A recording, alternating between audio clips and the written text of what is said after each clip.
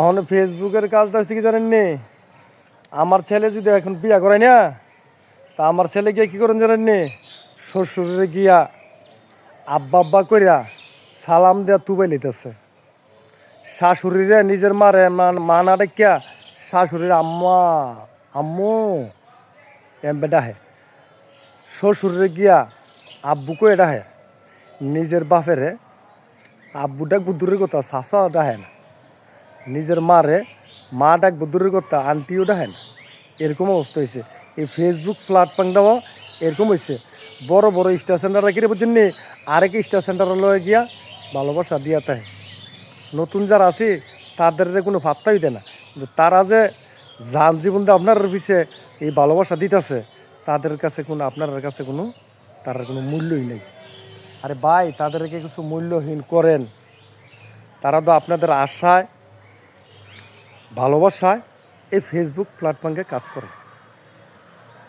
কিসের আশায়? আপনাদের আশা না। আপনাদের কথা শুনে, আপনাদের কথা ভালো লাগে শুনতে, আপনাদের কথা শিখেই তো আমরা আপনাদের কথা দেখবো, শিখবো আমরা কিছু।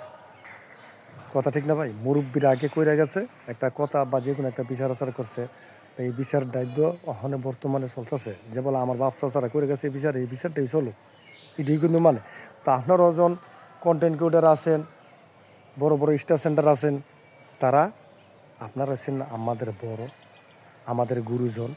আপনারা সবসময় আমাদের মাথার তাজ হয়ে থাকবেন। যতগুলা স্টার সেন্টার আছেন আপনারা আমাদের কাছে, ছোটো ইউজারের কাছে সবসময় আমরার মাথার তাজ হয়ে থাকবেন। কারণ আপনারা নিজের টাকা দিয়ে কিনে আপনারা স্টার দেন। কারণ আমরাও তো ভাই আপনাদের জন্য জান প্রাণ দিয়ে আমরা আপনাদেরকে এই ভিডিও দেখতে আসি, আপনাদের ভিডিও লাইক দিতে আসি এবং কমেন্ট করতে আসি। কিসের জন্য ভাই? আপনারা যেরকম আমাদেরকে ভালোবাসা দেবেন, আমরাও আপনাদেরকে, আপনারা একবার দিলে 10 বার আপনাদের কাছ থেকে কোনো পাত্তই পাওয়া যায় না। বা হিংসা করেন না, হিংসা না করিয়া আমাদেরকে সবাইকে রাইখা একসাথে মিলেমিশে কাজ করি ফেসবুকে, তাহলে সবাই সামনের দিক কাজ করলে আমরা ইনশাল্লাহ আশা একটা করা যায়। ধন্যবাদ।